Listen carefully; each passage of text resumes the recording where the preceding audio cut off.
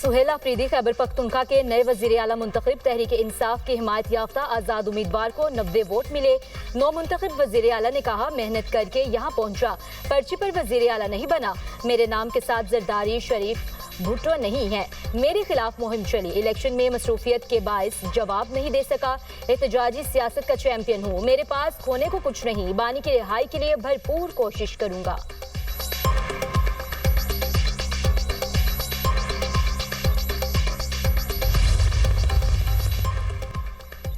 Governor का इक़दाम मुकम्मल तौर पर गैर आईनी है। वज़ीर आला ने आइन के आर्टिकल 130 के शेख 8 के तहत इस्तीफा दिया। पहले और दूसरे इस्तीफे के साइन में कोई फर्क नहीं। स्पीकर खैबर पख्तूनख्वा असम्बली बाबर सलीम सवाती ने कहा, अल-यमीन गंडापुर ने असम्बली फ्लोर पर इस्तीफे की तस्दीक की। असम्बली क़वायद व ज़वाबित शिक 17 के तहत वज़ीर आला के इंतखाब का तरीक़ाकार बिल्कुल वाज़ेह है।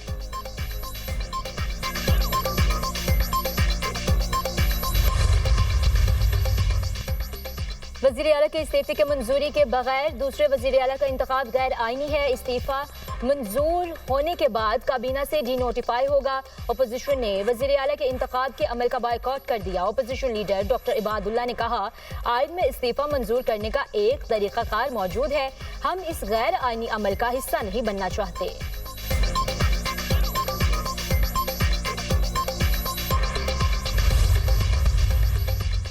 मुल्क में जमहूरियत और कानून की बालादस्ती चाहते हैं, इस्तीफे को मजाक ना बनाया जाए। हमारी जद्दोजहद पाकिस्तान और सूबे के लिए जारी है। PTI के उम्मीदवार सुहेल अफरीदी को एडवांस मुबारकबाद देता हूँ। मैं इस्तीफा गवर्नर को भेज चुका हूँ। अल-यमीन गंडापुर का खैबर पख्तूनख्वा असम्बली इजलास में इजहार ख्याल, कहा, बतौर वजीर आला जो कुछ किया वो रिकॉर्ड पर मौजूद है। मैंने हर हल्के के लिए तरक्याती फंड्स दिए। 280 अरब रुपए अभी भी खजाने में पड़े हुए हैं।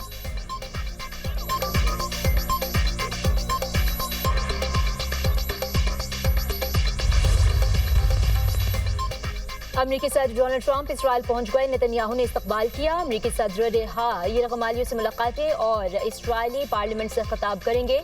ट्रंप दौरा इसराइल के बाद गजा अमन समिट में शिरकत के लिए मिस्र जाएंगे। गजा में अमन मुआहदे पर आज मिस्र में दस्तखत होंगे। शर्म अल शेख में मुनक्किदा दस्तखत की तकरीब में 20 से ज़ायद ममालिक के सरबराहान शरीक होंगे। वज़ीर आज़म शहबाज शरीफ मिस्र और अमरीकी सदर की दावत पर शर्म अल शेख रवाना। नायब वज़ीर आज़म इसहाक डार और सीनियर वज़रा भी वज़ीर आज़म के हमरा।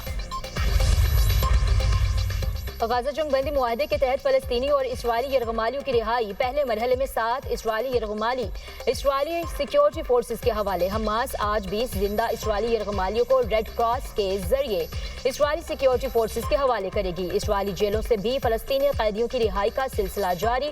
रेड क्रॉस की बसें फलस्तीनी कैदियों को इसराइल की ओफर जेल से लेने पहुंच गईं। इसराइल की जानिब से 1966 फलस्तीनी कैदियों की आज भी रिहाई का इम्कान।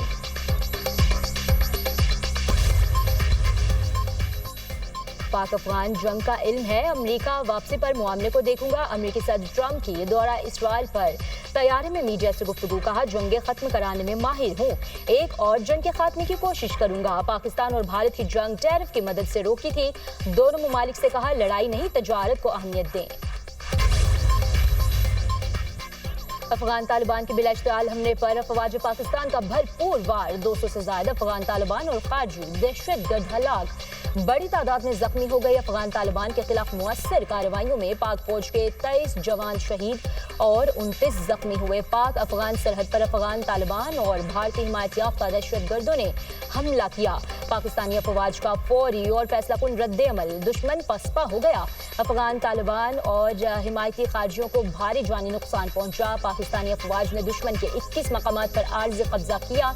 ISPR का कहना है, अफगान तालिबान के कई कैंप्स, तरबियती मराकज़ और ठिकाने तबाह कर दिए गए। अफगानिस्तान में मौजूद फितना खारिज और दाइश के नेटवर्क को निशाना बनाया गया। मजहबी जमात के एहतजाज का मामला। इस्लामाबाद रेड जोन मुकम्मल बंद। 0 पॉइंट जज्बी बहाल। शहर की मुख्तलिफ दाखिली सड़कें जज्बी तौर पर खोल दी गई। पीर बधाई, मंडी, नूर, फैजाबाद बस अड्डे भी ताहाल बंद। रवाटी चौक भी जज्बी तौर पर खोल दी गई। रावलपिंडी में सिक्योरिटी इंतहाई सख्त, पुलिस की भारी नफरी तैनात। मेट्रो बस सर्विस की बंदिश का चौथा रोज।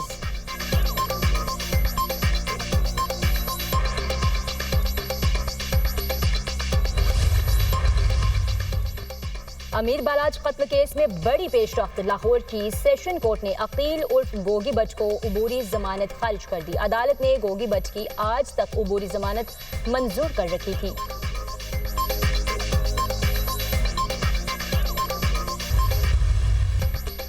سابق نگران وفاقی وزیر گوہر اعجاز کا پاک فوج کو خراج تحسین۔ ایکس پر پیغام میں لکھا، پاک افغان سرحد پر پاک فوج نے جرأت و بہادری کی شاندار مثال قائم کی، انتہائی بہادری اور پیشہ ورانہ مہارت سے مادر وطن کا دفاع کیا۔ پاک فوج نے ملک کی خود مختاری، عزت اور وقار کا پرچم سربلند رکھا۔ پاک فوج کی قربانیوں سے ہماری سرحدیں محفوظ اور ملک میں امن قائم ہے۔ پوری قوم اپنی افواج کے ساتھ کھڑی ہے، یہی اتحاد اور جذبہ پاکستان کو مضبوط بناتا ہے۔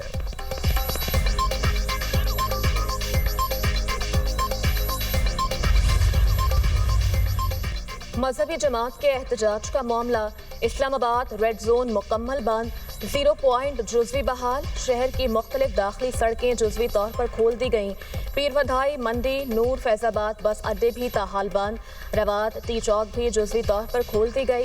راولپنڈی میں سیکورٹی انتہائی سخت، پولیس کی بھاری نفری تعینات، میٹرو بس سروس کی بندش کا چوتھا روز۔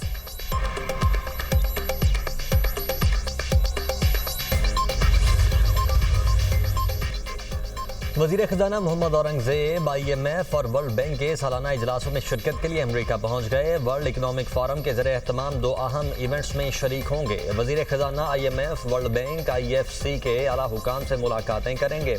محمد اورنگزیب کی عالمی بینک کے صدر اجے بنگا سے ملاقات ہوگی۔ وزیر خزانہ کی وائٹ ہاؤس کے اعلیٰ حکام سے ملاقاتیں بھی شیڈول۔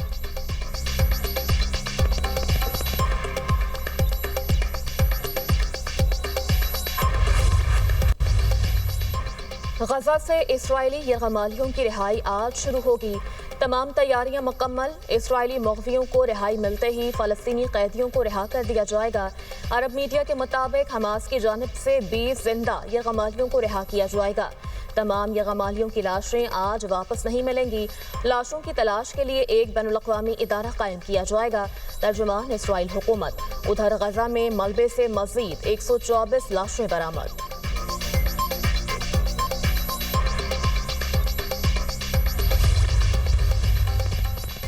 جنگی جنون میں مبتلا اسرائیلی وزیراعظم کی ڈٹھائی برقرار، غزہ پر دوبارہ حملوں کا عندیہ دے دیا۔ نیتن یاہو کا کہنا ہے کہ اسرائیل کو اب بھی بڑے سیکیورٹی چیلنجز کا سامنا ہے۔ ہمارے دشمن منظم ہونے کی کوشش کر رہے ہیں لیکن ہم ایسا نہیں ہونے دیں گے۔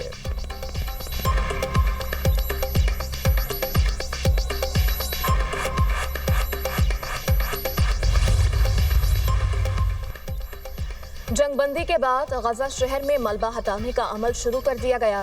امدادی سامان سے لدے درجنوں ٹرکس غزہ پہنچنا شروع ہو گئے۔ امن منصوبے پر عمل درآمد کے بعد ہزاروں بے گھر فلسطینی واپس غزہ کی جانب لوٹ رہے ہیں۔ شہر میں ہر طرف تباہی کے مناظر۔ حکام کے مطابق صرف غزہ میں 41,000 سے زائد رہائشی یونٹس مکمل طور پر تباہ ہو چکے۔ شہر میں 80 لاکھ مکعب میٹر ملبہ موجود ہے۔